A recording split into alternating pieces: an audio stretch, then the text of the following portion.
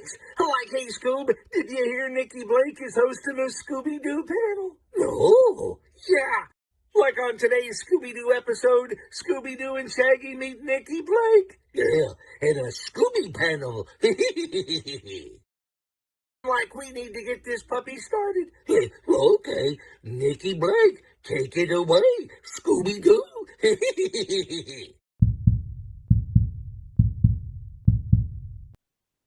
Welcome to the Scooby Panel. I'm your host, Nikki Blake from ScoobyAddicts.com, and today is our 5-year anniversary. Before we begin, I'll have everyone introduce themselves, and Wendy will start with you. Hi guys, I'm Wendy Bridge. I'm a commissioned artist. I have been here for the full 5 seasons. Scrappy has also been here for 5 seasons, and I am the only one without a hat because I can't do it. We tried, and yeah, some hats are not for everyone. So I have Scrappy instead. Devin. Nived Hamida Ye. And no, that's not gibberish. Nikki, if you were to take that clip and reverse it, it should say, hey, I'm Devin backwards. And I say that because we're taking a look back at season 5, so I figured my intro should also be backwards. Joel. Hi there, I'm Joel from the YouTube channel Planet Scooby, and I think I've been here for 3.5 seasons. Yeah. Oh, I didn't say anything about that. I came in on lucky episode number 13. Oh. Yeah. Devin and I had a 2-hour Zoom call before he came on the panel. Yeah, and that was fun. It was a good time. I don't think we stopped talking either for that entire time. I never stopped talking. Well, happy 5-year anniversary to us. We're taking a look back on the past year. We kicked off season 5 with the Food of the Yabba-Doo episodes. We discussed several movies: Ghoul School, Reluctant Werewolf, Mystery Begins, and Curse of the Lake Monster. Celebrated Scooby's 56th birthday. Talked about the Scooby-Doo logo through the years. Discussed and ranked locations. Ranked the top 5 Where Are You episodes. Guessed poorly described villains. Took a look at Scooby memes. Voiced our unpopular opinions. Cracked up over pickup lines, which happened to win the Silliest Panel Moments of 2025 category in this season's 2nd annual Scoob Academy Awards. We found more real crimes to talk about in our Part 3 episode. Talked about collecting with 2 Guinness record holders and a Nancy Drew enthusiast. Had a chat and draw with Guy Dorian Sr. Interviewed some incredible people. Illustrator, cartoonist Scott Neely. Animator, director, producer Ron Myrick. Scooby-Doo voice actor Neil Fanning. Matt Dugan for the Zombie Island Terror Time Collector's Edition. Animator, writer, cartoonist Floyd Norman. Animator, director, producer Chris Bailey. And actress and dancer Ruta Lee. We rebranded the podcast for our April Fool's episode, and we discussed if the gang would survive in 2026. We always have so much fun on the panels, and I can't believe that we have been doing this for 5 seasons. I feel like every time I post an episode on its anniversary, it's just like, how is it possible that it's been a year or 2 years or 3 years since we've done these? Because it seems like we just did some of them within the past month, but it'll be 3 years ago. It's so crazy. So let's talk about our favorite moments from season 5. For me, I like the ones where we just laugh and go off the rails a bit. Those are my favorite moments. And the bloopers, from the locations panel, when Wendy and Joel both messed up their intros. And then Devin was like, I want to mess mine up too. Welcome to the Scooby Panel. I'm your host, Nikki Blake from ScoobyAddicts.com. And today we are talking about locations. Before we begin, I'll have everyone introduce themselves, and Wendy will start with you. Hi guys, I'm Wendy Bridge. I'm a commissioned artist. I have been collecting Scooby for over 30 years. And tonight, I am also an award-winning real estate agent representing the firm of Carsware oh my God. Keep it going. Guys, keep it pushing. It has been a day and a week. Damn it all. Okay. I told you. someone needs to just like, can I just quickly like draw like a picture of myself on a piece of paper and we'll just like set it here? And We could do that. the Cardboard paper cutout. will Yeah. just sit here and it will do nothing and it will say nothing and it will just be there. It's okay. Peas and carrots. Peas and Is carrots. it okay? On top of the teeth. Is it okay? I don't know that it's okay. I'm not okay. May we please start that over? Okay. You want me to do my whole thing, or you just want to start? Which is easier for you to edit? You can start yours. Okay. Joel. Hey there, I am just a humble YouTube channel, Planet Scooby. Don't bother going. Really put up a video in 2 years. I think you're gonna have to do that again because you got like your video cut out and your sound kind of cut out a little. All I heard was 2 years. I only heard From 2 the years. top. Yeah, I hope I f it up too. I hope I f it up too. All right. I'm cutting it.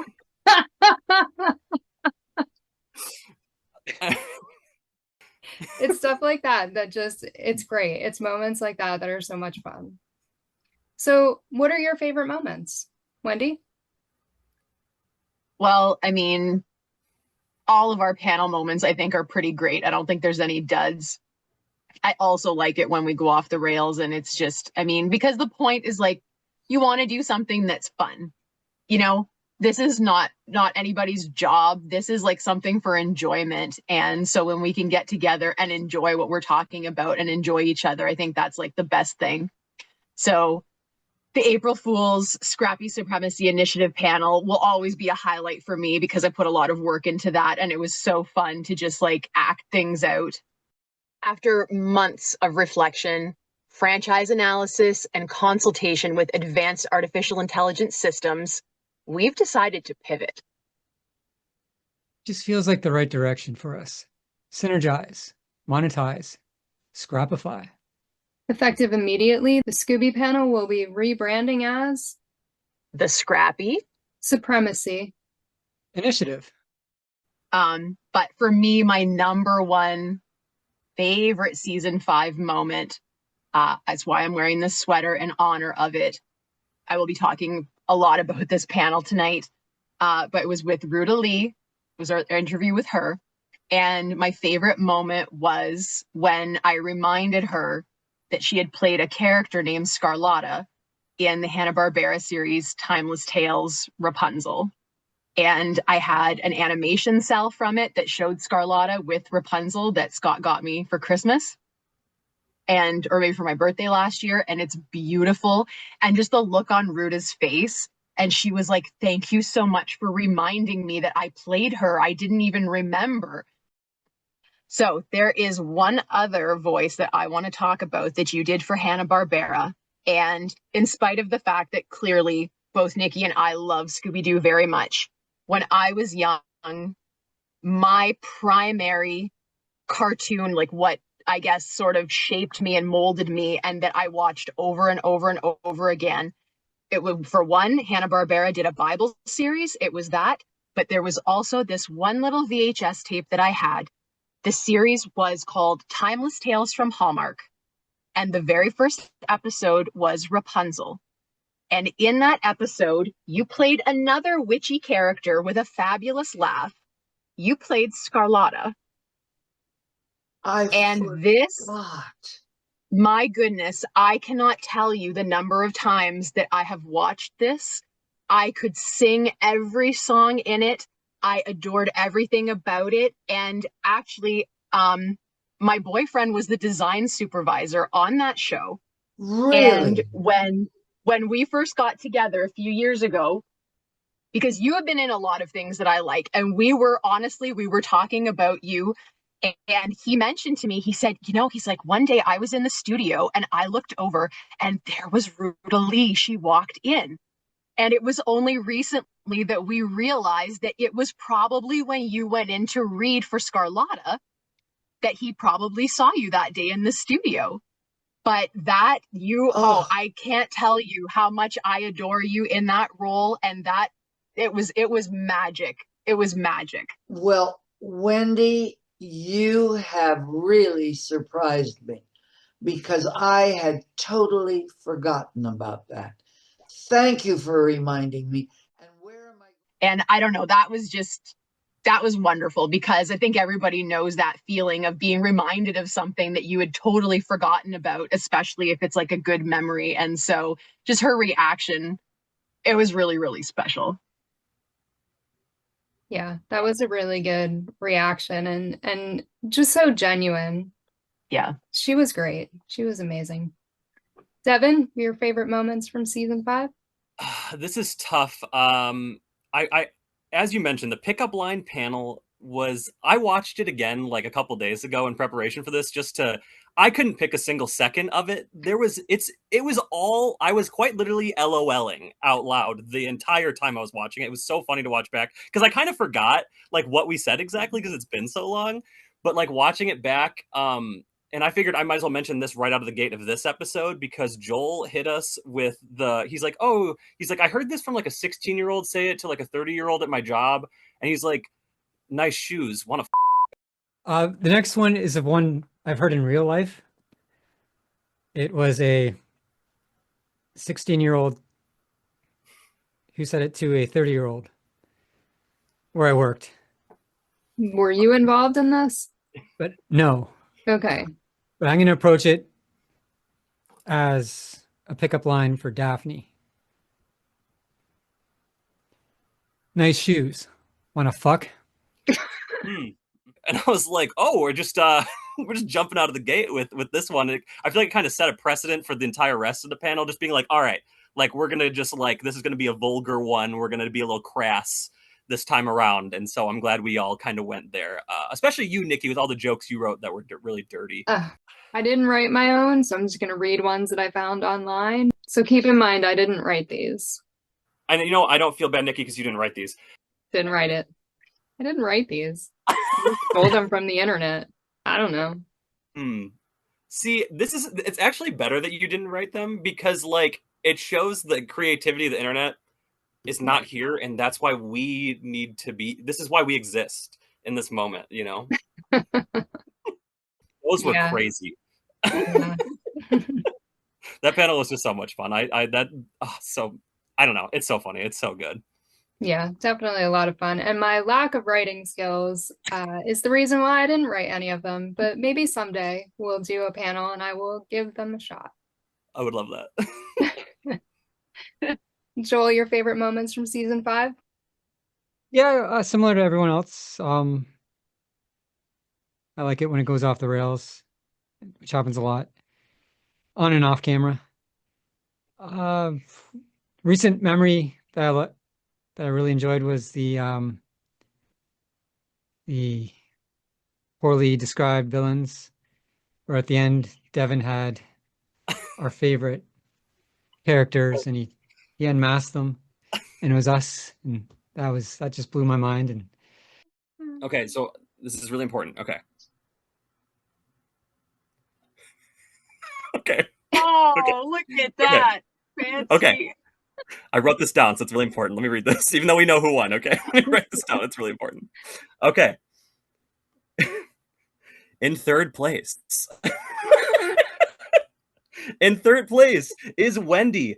And she would have gotten away with it too if it weren't for my terribly worded description.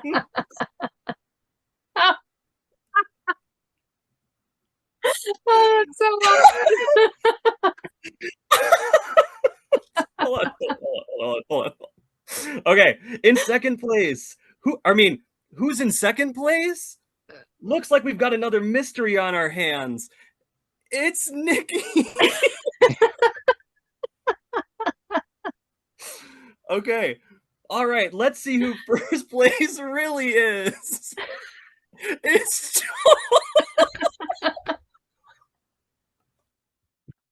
I just love that. That's so great. It was a I'm surprise so to all glad. 3 of us. Yeah. It was really cool. Yeah. Yeah. Thank you. No, that was super fun to put together. I was like a last minute choice, and I was like, oh my god, I have to do this. This is like the perfect way to announce who won. Like, and obviously I saved that for any other time we play a game. So like next time we're ready to rock. Oh, that's great. It'll be good to see them again because that was really cool. So we got to talk to some amazing people in the entertainment industry, and I feel incredibly honored anytime they agree to talk to us because they spend so much time with us. They tell us amazing stories. It's just so cool that they're willing to give us their time. And we get to learn some really cool behind the scenes stories, which is always fun. So what is your favorite interview from season 5? Devin? Well, I wasn't personally like a part of any interviews, but I don't think this is a surprise, but Neil Fanning was my favorite interview. You guys know I love the live action Scooby-Doo movies. Watching that one, I already knew I was gonna love it. It was really fun, not only to like hear about like the progression of how he became Scooby through like in the film, like, you know, starting off as like the voice on set and then like progressing to actually being able to do it. You know, watch that panel if you didn't. It's really interesting, all the behind the scenes stuff. So I get the script like a minute before we all sit down. So I meet everybody and I'm going, holy shit, I haven't even read the script. I'm flicking through trying to see what I say, what is it that I'm doing. But luckily, you know, I actually like auditions that are cold reads where you don't get the script and you get to do it on the spot. That's something that is a good skill to have, actors out there. Do cold reads a lot, in my experience, because you will get them. You know, sometimes you do get cold reads. And like his passion for the character and like, I don't know, just listening to him talk about it, he clearly like really cares about Scooby-Doo and the franchise and everything like that. And then the classics that I knew because I was a huge fan. Scooby was one of the voices that I did particularly well, obviously, and that I was passionate about. I love the character. And amongst all the other voices I did, you know, Scooby was just, I mean, you have it. We love that character. We love him. But what I found the most interesting, like I already knew going in that he was a stuntman originally, but like hearing him talk about like his care for that as well, like the safety and like all the people and like all the training and all the like stuff he had to go through to like get there, like was actually like super interesting to just learn more about him as a person, you know, aside from Scooby-Doo. So, yeah, that was my favorite. Just hearing him talk about life was really, really cool for one of my favorite movies. I really enjoyed him talking about the stunt work he did too, because it was something that I didn't know about him until I really started researching him to do the episode. You have to be qualified in all 5 areas of stunts. So there's heights, fights, fire, animals, vehicles.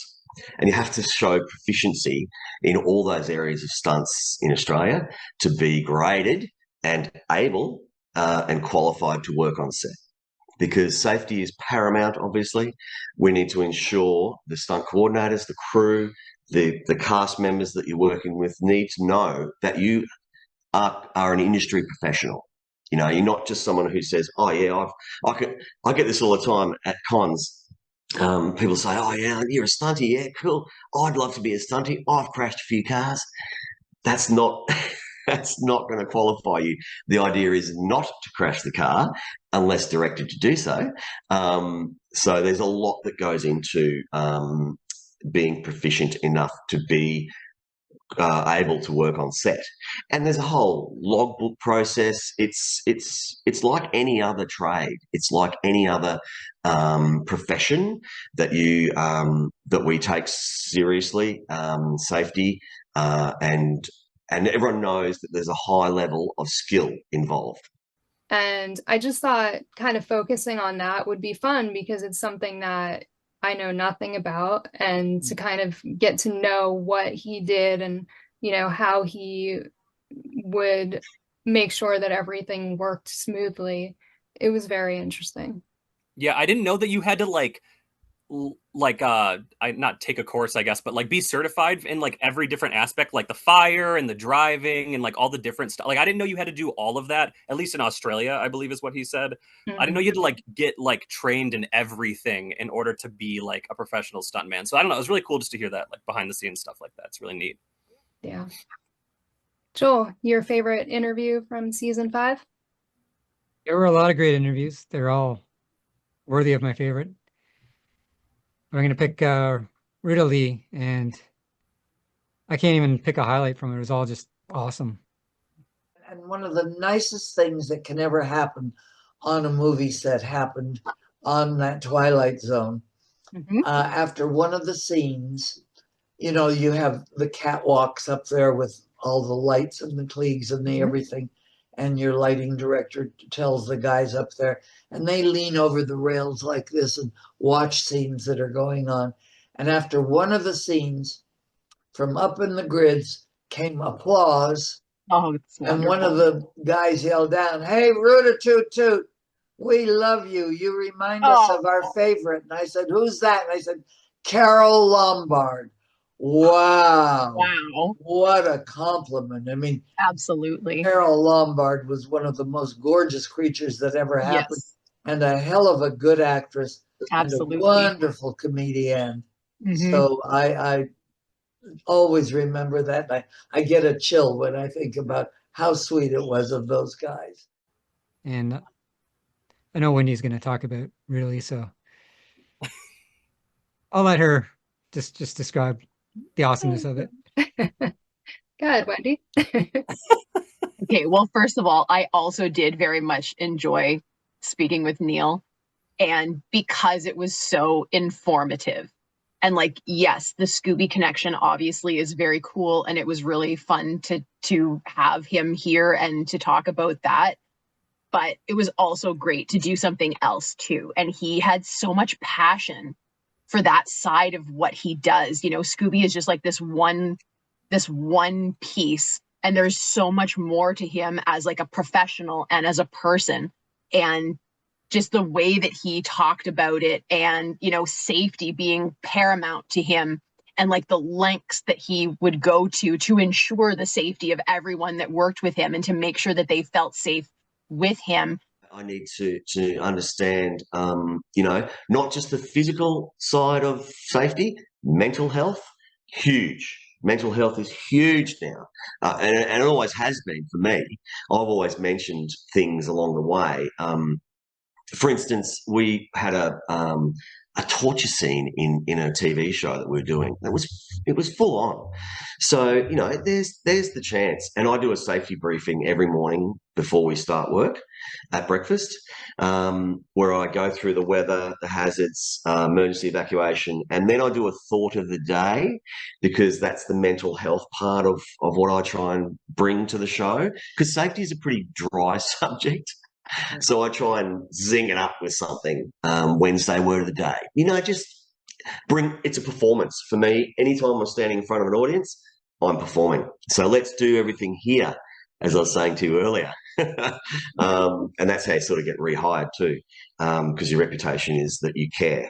And so, yeah, we're doing this torture scene. And I said part of my briefing was warning people that, you know, we have it was Netflix. So as part of Netflix, we have an employee program to support mental health. If you're feeling any, you know, feelings towards after today, please contact this number. It's on the call sheet. Be aware that this is what's coming up. You know, in today, if you have any concerns, please come and see myself or the medic and all the producers, and we will look after you.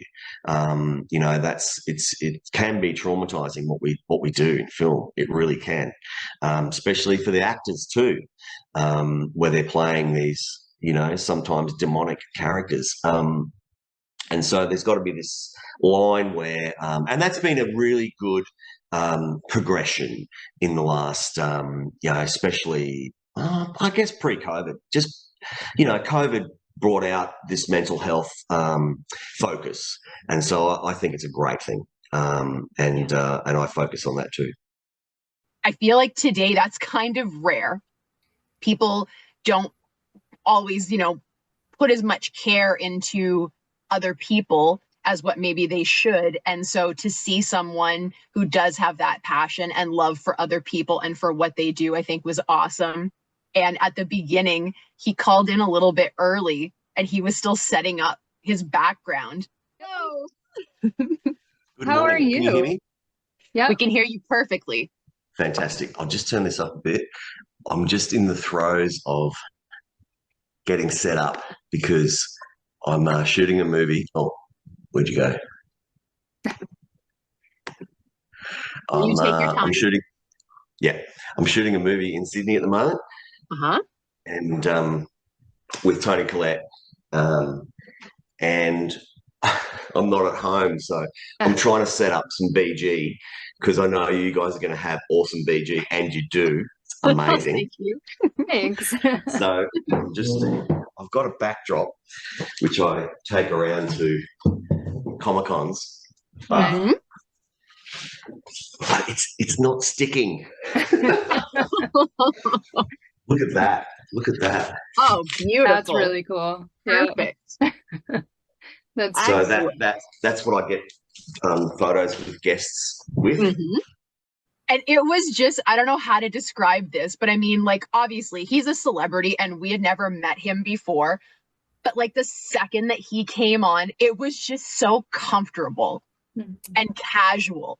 And he was just so like bubbly and lively, and he's hanging stuff in the background and we're just chit-chatting about whatever, you know? And it was just so normal, even though there was nothing normal about it, you know? And I thought that was, I don't know, that was like a highlight for me before we even started filming that panel, you know, where it was just me and Nikki and him, and he just running around telling us about his life and everything.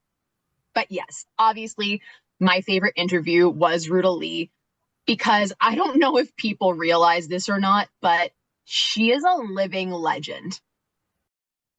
You said something earlier, and I was going to wait to circle back to it, but I think this might be the time for it. You know, you mentioned how you worked with a lot of stars, but I really hope that you know that you are one of those stars too. You did not just work with a bunch of stars. You are a star. You are a living legend. Okay. Having the opportunity to spend time with and ask questions to and pick the brain of someone who has worked with, lived with, and been friends with people in cinematic history that are huge. She is huge. I mean, she is a bona fide Hollywood star from the greatest time periods in Hollywood. That's amazing. I don't know if people really grasp the gravity of that. To talk about Vincent Price, and she's like, yeah, I loved him. He was my friend. We went to the same church. And I hope you will take this for the compliment that I mean it. Oh, I think that eating it up.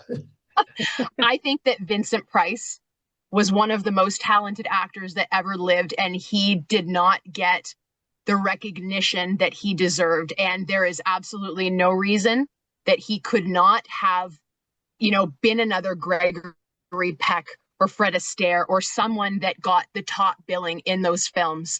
But I'll tell you, he was so good that he could take even the worst script, the worst story, and make it into an amazing film simply because he was in it.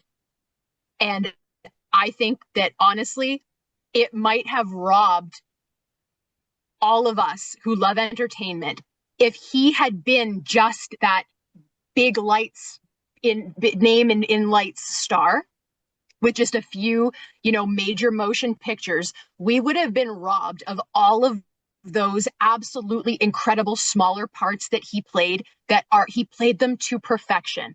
You are that actor. You like Vincent Price. That is you, because you could, it didn't matter what you were in. It didn't matter how small the part. It was like, there's Ruta Lee. And it didn't matter what else was going on. You were the star. I don't care what anybody says. No one can tell me that they have watched you in anything and not thought that. You're very kind, but you mentioned one of my very favorite people in the world, Vinnie Price. I did a lot of the game shows with him. And I go to St. Victor's here in Hollywood, and Vinnie Price and his wife Coral Brown used to go to that church, so I'd see them all the time at Mass, which was really nice. And we did Hollywood Squares together quite a few times. And he was without a doubt one of the best people on the face of this earth. And, you know, and she's telling us stories about these people. She loved Lucille Ball. You can find clips of her on the Lucy Show. And for me, when we were talking about Rod Serling, because Twilight Zone, original Twilight Zone, near and dear to my heart, almost as much as Scooby, grew up with that, with an amazing amount of respect for Rod Serling as a human being and a writer. And I could not wait to ask her, because she was on one episode of Twilight Zone, and I was just praying. I'm like, please, I hope that she spent a little bit of time with him, that it wasn't just like, oh, well, I was on the show, but I never met him. And for her to talk about, you know, what a lovely man he was, and making jokes about his smoking, but how sexy he was. And just in 1963, you had a starring role in one of my all-time favorite TV series. You played Flora Gordon in the Twilight Zone episode, A Short Drink from a Certain Fountain, season 5, episode 11. Rod Serling was absolutely one of the world's most gifted and extraordinary writers. Did you get to work directly with Rod while you were on that? I got to work. He didn't work on the set. He came in and filmed what he had to do, but he came to visit. And somehow a couple of times we were in New York at the same time. So I would go have dinner with him and so on and so forth. I could have fallen madly in love with him. He was adorable. He was sexy, but he smoked. Oh, yes. Oh, yes. My God, did he smoke. One didn't go out before the next one was lit. Yeah. And I would come home from having dinner with him, sneezing, nose running. Oh, there went any thought of any kind of even momentary romance. Yeah. Because I thought, my God, what would happen if you had a romance with him? Never mind a cigarette before and after. It would be during as well. But he was adorable and so gifted and so wonderful. And I truly loved him. And I love that series. I don't know. There are no words for that. And she was in so many things that I've loved for a very long time. And she represents to me something that no longer, I mean, this might be controversial, but I feel like she represents something that no longer exists. And that is a star. Put that all, you know, in lights. Because there are a lot of talented people in Hollywood today. But the atmosphere is different. And there's so many people. And it's just saturated. And people they're very accessible with social media. And today people are very much like, well, I just am what I am. And they're not held to like any kind of standard in regards to what they do in their job. You know, celebrities, they go out and they say things they shouldn't say, or they do things they shouldn't do, you know. And back when Ruta was in her heyday, it wasn't like that. And you wanted to bring that like iconic presence to everything that you did. And she still shows up with that same energy. You know, she has been around for nearly 100 years and she still has that star quality energy. She is like glamour personified. I feel like I cannot name one single celebrity right now that I feel has that presence about them. Very talented actors and actresses. I would not take anything away from them, but I feel like the days of an actual star don't exist anymore. And so to be in her presence and to speak with her and to just listen to her stories, it was incredible. It was almost like being a part of history through what she was saying, you know. And she was so personable with Nikki and I, and she was just so friendly. And it was like we'd known her forever. you know, and she didn't treat us like we were, you know, beneath her or anything like that. And she would be totally justified in feeling that way, because like, who are we? We're nobody. And she's freaking Ruta Lee. There was none of that in her. You know, she just was like full of passion and love for the business. And she was so appreciative of her life and the career that she had. And I feel like sometimes, especially today, I don't feel like every actor or actress has that sort of feeling towards what they do. You know, like oftentimes you see an actor and they're like in a hit show and then they get bored with it and they're like, you know what, I don't want to do this anymore. And they leave the show and they think that they can go off and like star in something else. And it's like, well, sometimes you can, but my goodness, a lot of times, like, you're kind of a one-hit wonder. Maybe you get one huge hit in your career.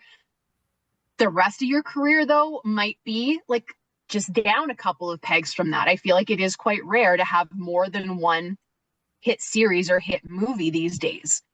And so, I don't know, she just was so appreciative of everything that she had gone through and all of the people that she met along the way. And I'm so honored that we got to be a part of that with her. And I mean, guys, she did Revolta's laugh.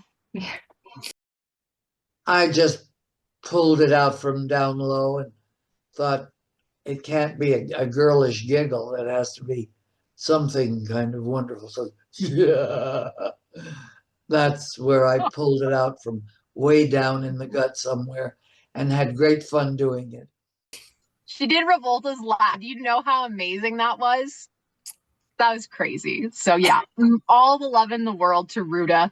Highlight of my life. Thank you, Nikki, for making that happen, because that is probably my favorite.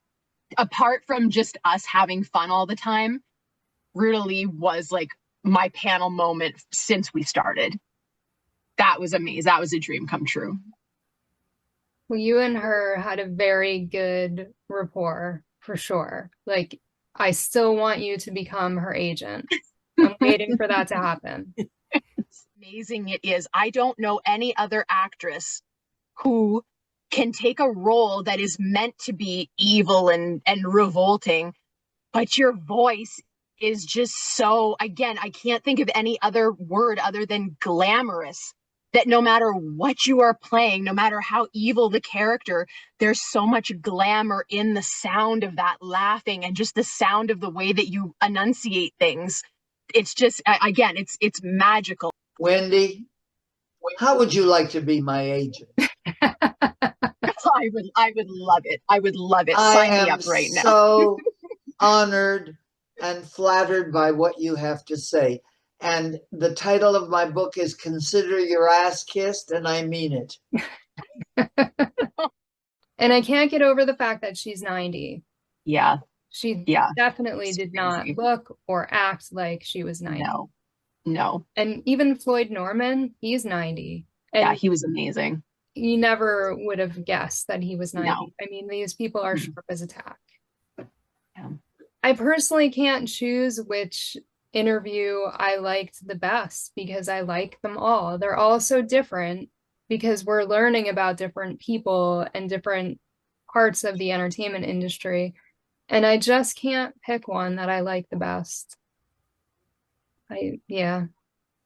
But I've enjoyed every one of them.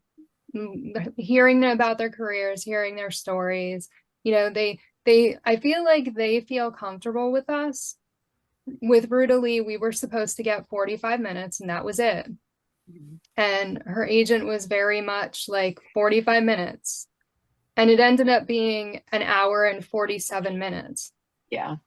And, you know, we were surprised because we were like, well, you know, we have a lot we want to ask in 45 minutes, but yeah, it was great. We do tend to have very long episodes.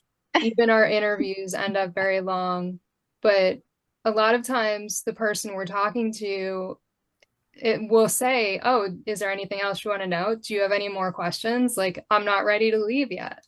Right. So it's pretty cool.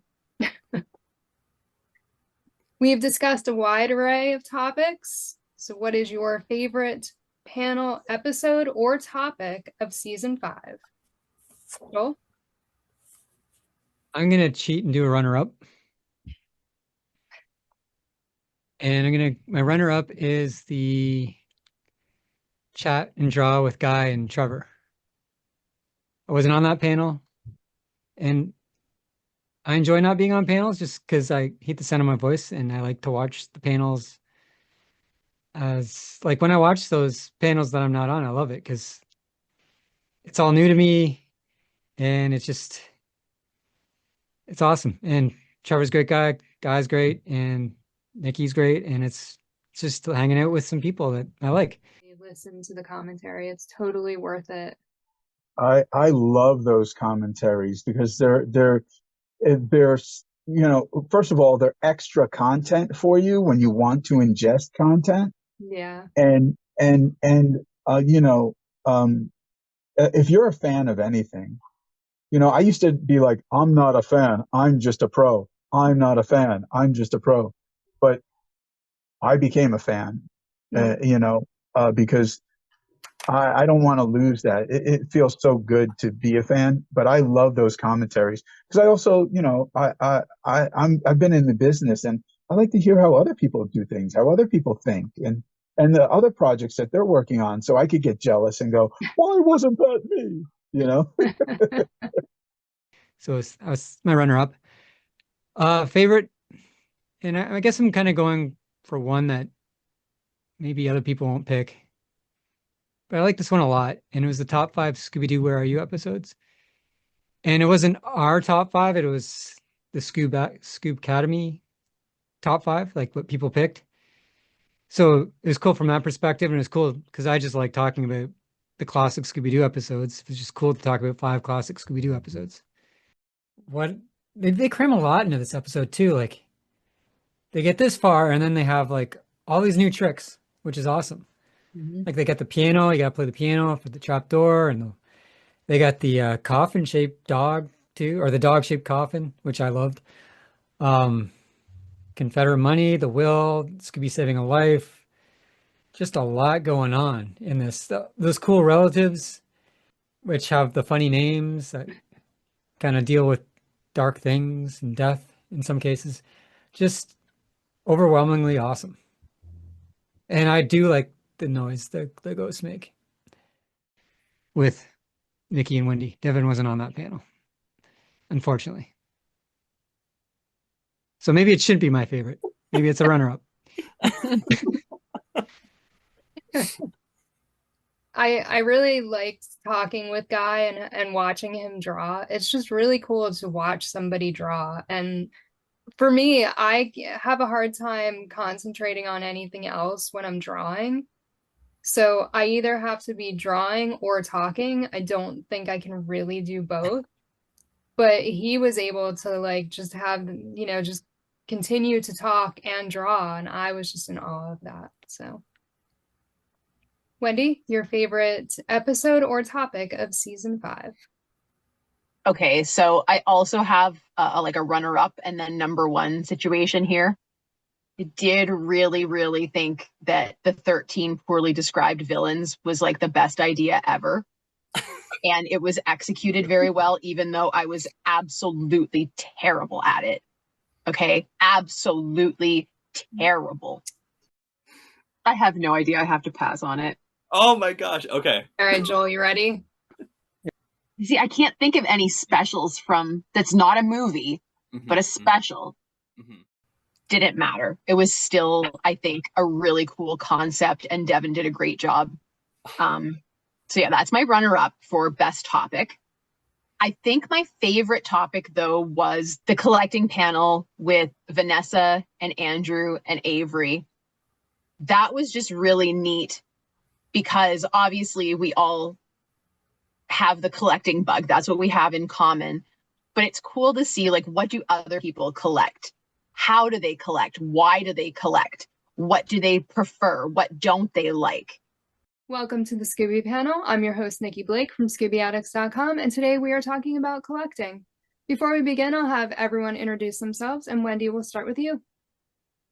Hi guys, I'm Wendy BRYDGE. I'm a commissioned artist, and I have been collecting Scooby-Doo for over 30 years. Avery. Hi, my name's Avery, and I run True Drew podcast, and I've been collecting Nancy Drew since I was about 8 years old. So, Vanessa? I'm Vanessa Edino, and I collect Casper the Friendly Ghost, and I'm the Guinness World Record holder of the Casper collection. Wow. Andrew? Hi, everyone. My name is Andrew Longoria. I've been collecting Selena for over 27 years, and I'm also the Guinness World Record for the largest Selena memorabilia collection. Wow. Awesome. Very cool. That to me is just a very interesting thing because it's so personal.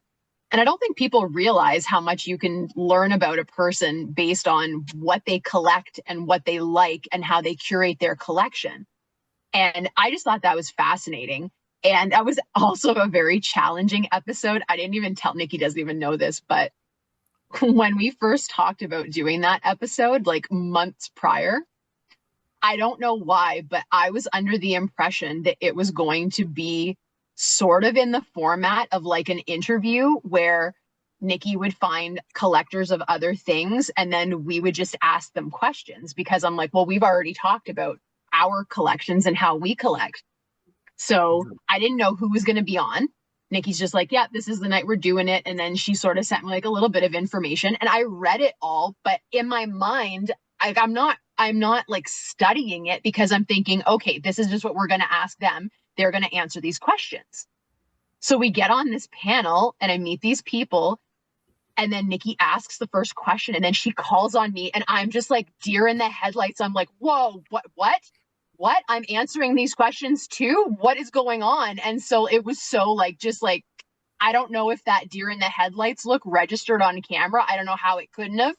But yeah, I was not expecting to do that. So the whole panel felt like being interviewed by someone because I did not pay enough attention to the questions, to their order, because I didn't think that I was going to be answering any of those things. So that also made it very memorable.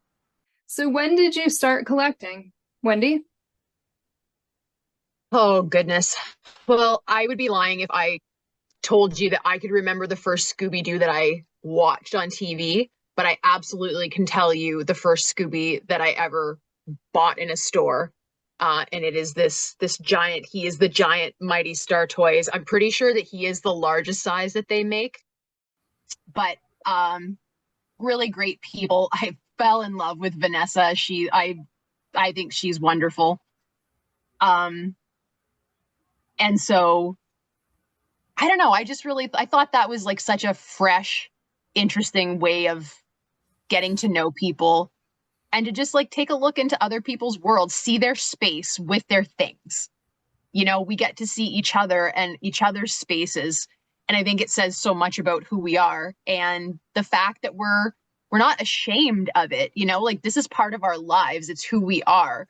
And there's nothing wrong with that. And I think it's good to have something to escape to or something that is it's just enjoyable.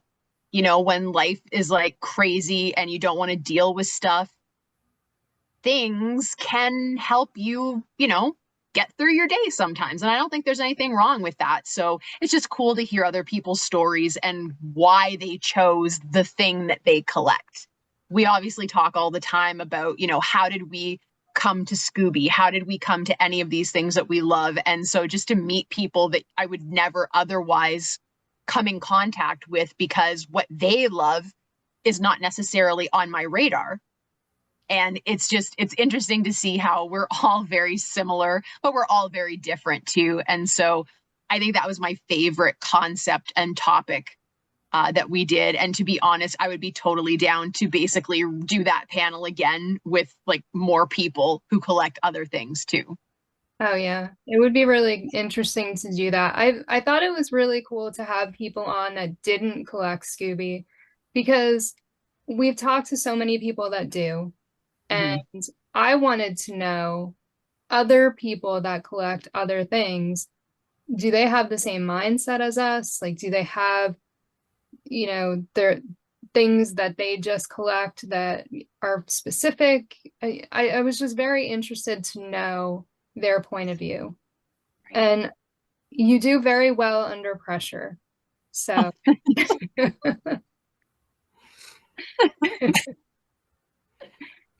Devin, your favorite episode or topic of season 5? Well, I will say, I did not notice that you were a deer in headlights at all. I'll have to watch it back and check. And also, if you do another collecting panel, I'd like to be on that one as well, because as a collector, I love talking about that stuff. And spoiler alert here, Wendy kind of just stole everything I was going to say. Because I also had a runner-up, and the runner-up was the collecting panel. I wasn't on that one, but exactly everything you just said, so I won't harp on it too long. But like, just hearing people like outside of the Scooby-Doo community like discuss things with each other, it was really interesting to get the different take from everybody, and like you said, why they collect it, how they started collecting it, like what certain things do you / don't you collect in your fandom, like what's like the amount you'll spend, like what's your budget, like your feelings on like how other people react to your collection and stuff like that. I just thought that was all really interesting, because like everybody has a different take on it. And what you said, Wendy, too, is really correct, of like you can tell like who a person is based on what they collect.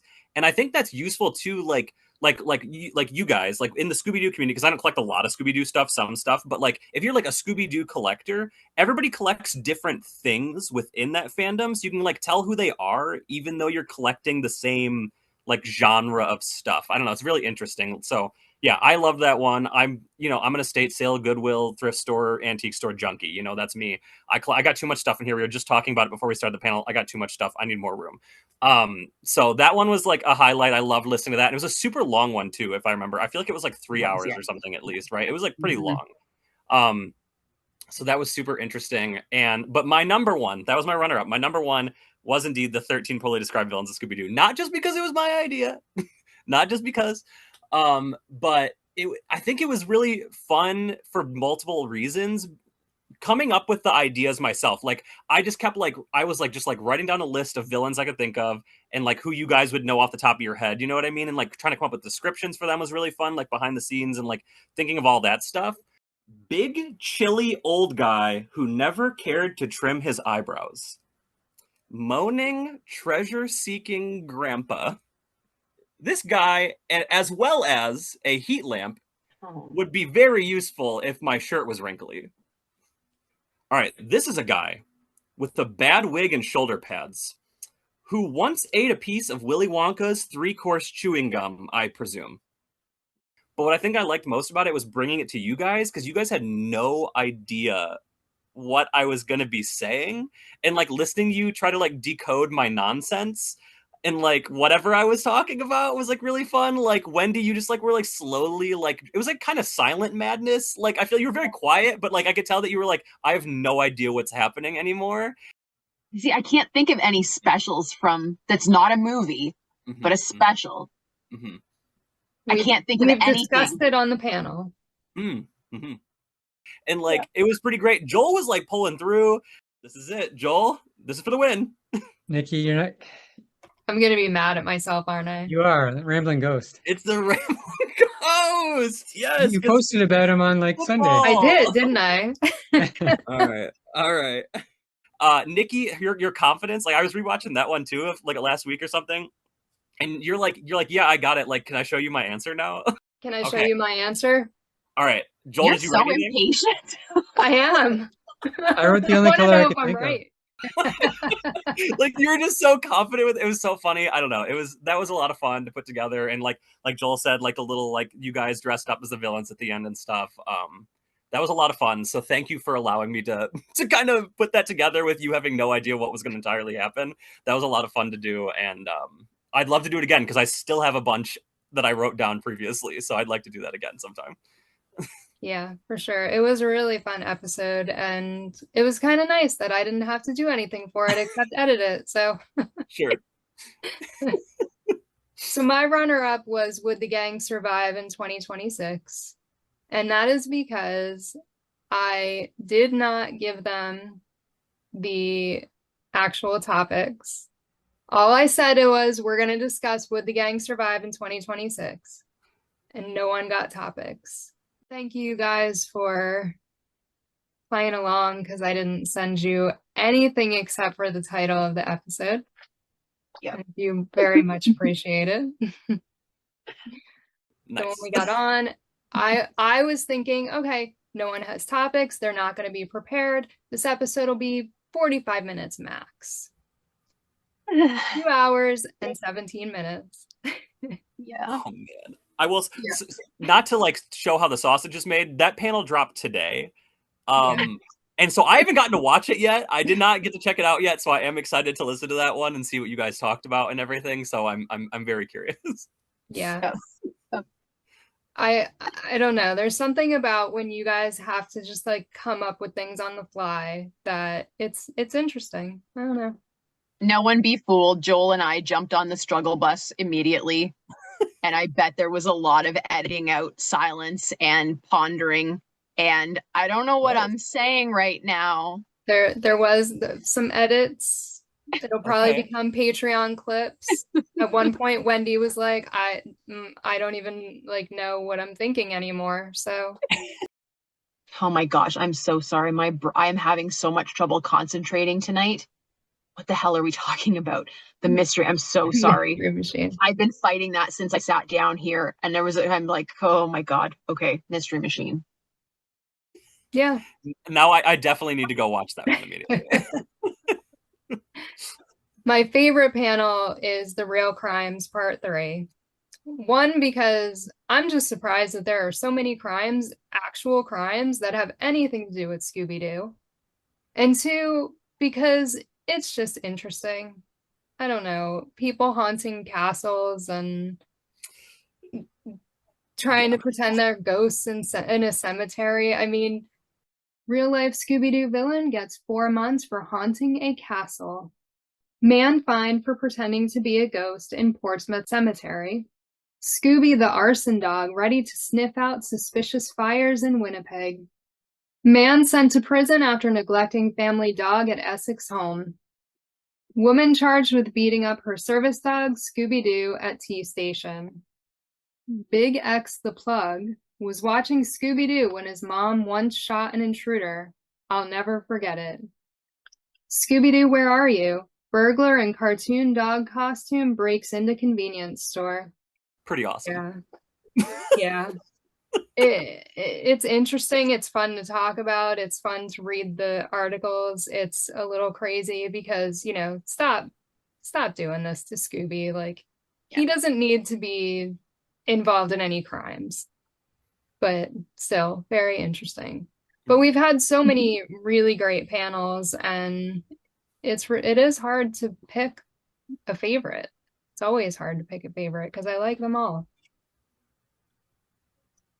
Final thoughts on season 5 episodes, Wendy?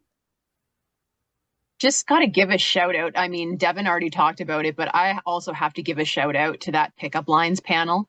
I also rewatched it recently because I couldn't think of any moment in particular for some reason, I guess because it was so long ago. And then I'm watching it and it all came flooding back and I'm like, this is gold. That's what this is. This is amazing. I mean, guys, this panel kicked off. Devin's got like porn lighting in his room. Okay. He's got like this douchey 70s like flip, you know, and even though he had his regular facial hair, for some reason, it just registered like some kind of porn stash that night. It did. I was watching it too. It was like there was something about it. I was like, what's going on? I don't even remember doing that. Yes. So he's got like the shirt with the collar and everything. And Nikki's like, okay, everyone, introduce yourselves. And Devin like picks up this drink. I don't know if it was apple juice, but it looks like, you know, like something's been spiked. And immediately, like without even thinking about it, he just like was so smooth, like right into it. You know, and he's like, sup, you want to be my spoopy boo? And Devin. Sup, you want to be my Scooby Boo? Okay, go and watch that intro and pause it when Joel starts laughing, because guys, the genuineness in Joel's smile in that moment is like, can we bottle that? I mean, I almost want to make a meme of Joel's face from that and like hang it up somewhere as like a motivational poster, because I don't know, it warmed my heart when I rewatched it like 5 times and I'm just like, look at the smile on that man's face. Look at it. look at it and don't stop. Nikki, I'm going to send it to you and I need you to make it full screen. I'm sorry, Joel, but it's necessary. Okay. You know it what was is amazing. so funny about you saying this is I was rewatching the 13 poorly described villains of Scooby-Doo panel. And you said almost the same thing about Joel in that episode when he got the first answer correct. I think the minor 49er one. Yeah. You were like, his face is lighting up, make him into a meme. Someone who is watching, can someone take a screenshot of Joel when Devin said that he got it right and make the most wonderful positive meme on the planet? I don't care what you make it of, as long as it's like yay life, like something like just wonderful, and use Joel's face. Yeah, please. Someone do that. Now So, we need Nikki, to have a double. series. Yeah, now we need a series of Joel memes. Okay, this is happening. This is non-negotiable. Okay. Yeah. So what does that say? We need to do more wild and crazy panels, and then we'll see like Joel light up. Yeah, we'll have a panel where we just make Joel laugh. Guys, just imagine a roast of Joel.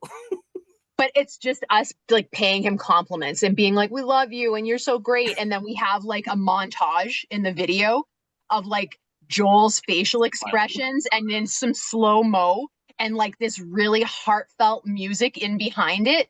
Yeah, like royalty free, obviously, but some kind of like the perfect, you know exactly what I'm saying. This needs to happen, okay? And that's going to be everyone's favorite moment of season 6. Joel, just to warn you, okay, this is happening. You can't stop it now. But yeah, like seriously, go and as soon as you see it, you will know exactly what I'm saying, and everyone's going to be like, she's right. She's right. I don't know what it is, but like, look at his face right now.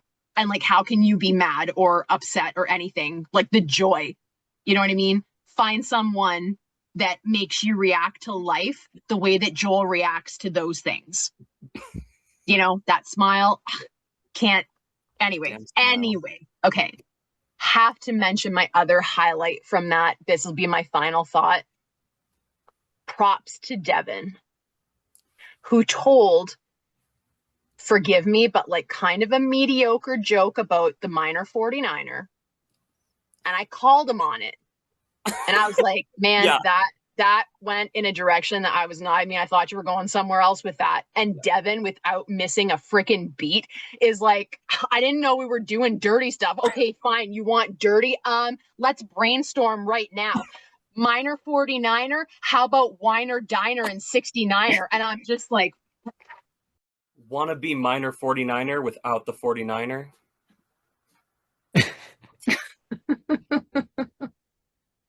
I thought that was going someplace that it didn't go. It wasn't. It wasn't. I could say like, okay, let's make it dirty. Let's brainstorm on the spot. Minor 49er, more like Winer Diner 69er. 11 out of 10.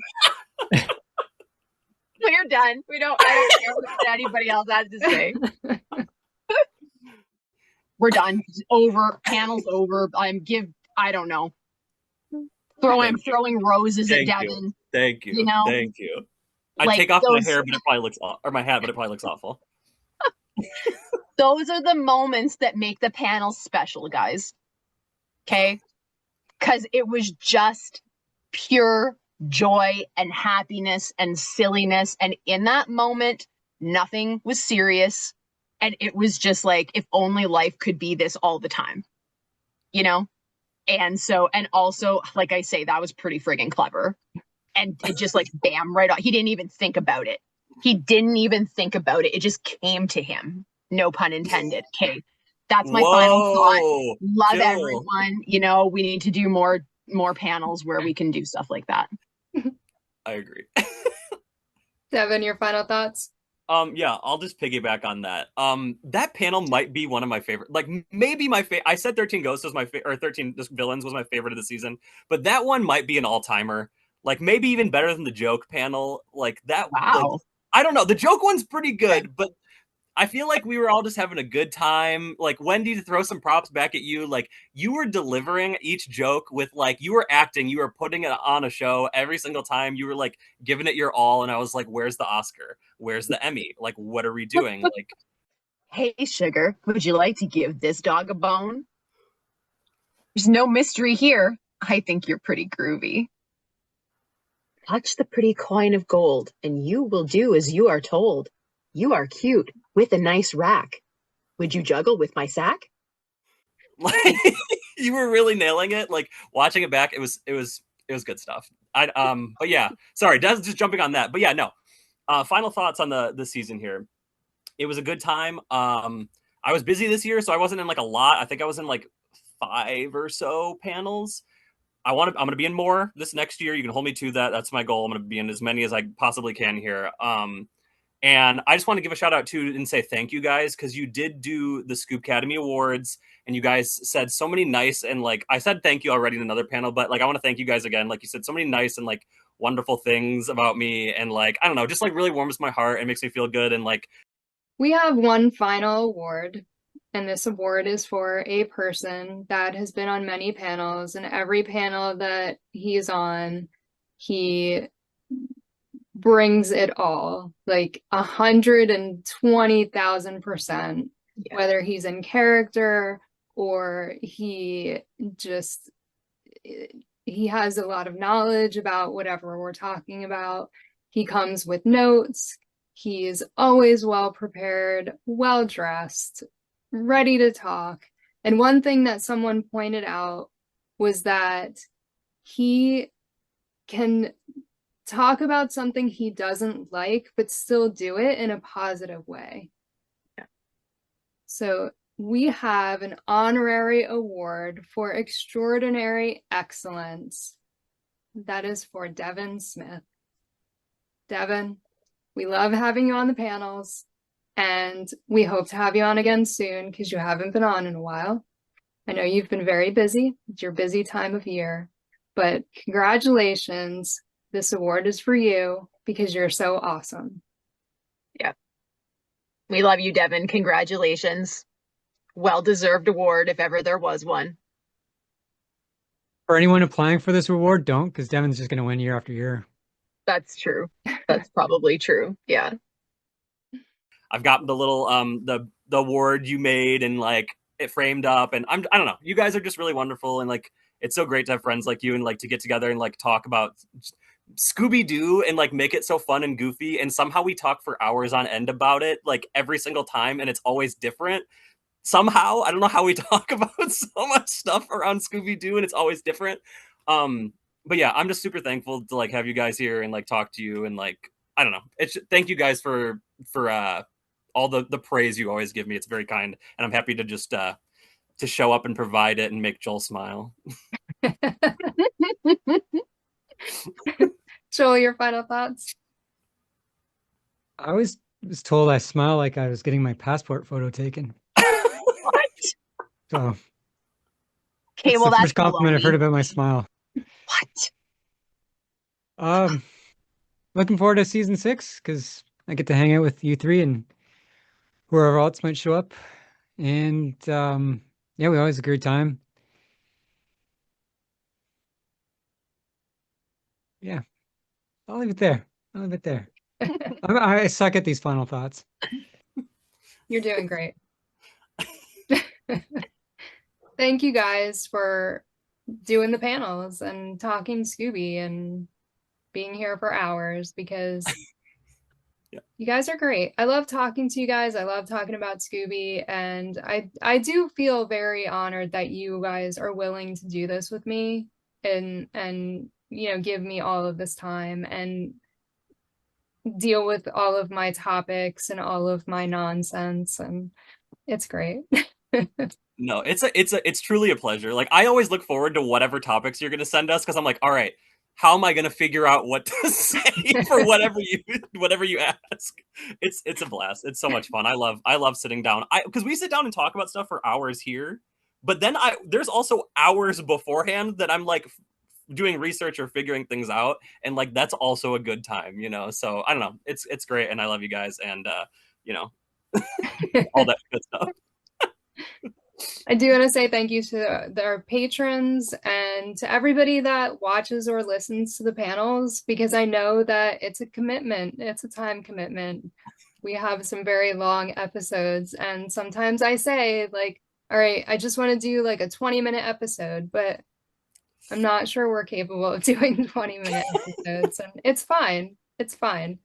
But I do appreciate people hanging in there and watching them and enjoying them. And we've gotten great feedback from people. I do think that a lot of people really do enjoy the episodes, and people like to let us know their thoughts on things, which is great because I'm always interested to hear what other people think. And season 6 is going to be packed with new episodes and hopefully a lot more fun. It's going to be exciting. We're going to wrap things up. Before we do, let everyone know where they can find you on social media. Wendy? On Instagram, I'm at Wendy Bridge. On Twitter X, Wendy Loves Jesus. And my blog is wendylovesjesus.wordpress.com. And if you were looking for Scrappy, you know where to find him too. At Nikki's house. Devin? You can find me at Skith Masaw. And that one wasn't backwards. That was just some nonsense gibberish that I made up. It actually was backwards. Nikki played that one back too. Oh, some fakes. Joel? You can find me on YouTube. Type in Planet Scooby. And you can find all my links on ScoobyAddicts.com. Let us know your thoughts on our season 5 episodes. What's your favorite interview, whatever. And thank you for joining us for another Scooby panel. Jazz hands. Spirit fingers. Here are some fun stats for season 5. The total time for all season 5 episodes, 42 hours, 1 minute, 9 seconds. Interviews were a total of 13 hours, 21 minutes, and 53 seconds, and the panels were a total of 28 hours, 39 minutes, and 16 seconds. Our longest season 5 episode was the Scott Neely interview at 3 hours, 46 minutes, and 53 seconds, which happens to be the longest episode we've done on the Scooby panel. Our shortest season 5 episode was the Food of the Yabba-Doo series at 24 minutes, 17 seconds. We love talking about Scooby, and thank you for spending time listening to us talk about our favorite canine. Thank you for tuning in to another Scooby panel. I'm Nikki Blake from ScoobyAddicts.com. If you like these panels, please subscribe to my channel for more great discussions. A huge shout out to our patrons, Julie Rosen, Ross from ScoobyFan.net, Tagus, Garrett Spencer, Paul the Scooby Dude, and Jesse. If you would like to support the Scooby panel, please go to patreon.com/ScoobyAddicts. A very special thank you to artist, blogger, and Scooby collector Wendy Bridge, Joel from Planet Scooby, and miniature artist Devin Smith. Scooby Panel is available in podcast form on most podcast platforms or as a web series on YouTube. You can find Scooby Panel on Instagram, Facebook, and X as @ScoobyPanel. We are part of the Collector's Maze Network, where you can find all things geek. Scooby and Shaggy were voiced by Scott Innes. Check out Scott's website, onescottshop.com. Scooby Addicts artwork by Will Davenport. Scooby Panel logo by Garrett Spencer. Video editing by Nikki Blake. Please join us next time for another Scooby Panel.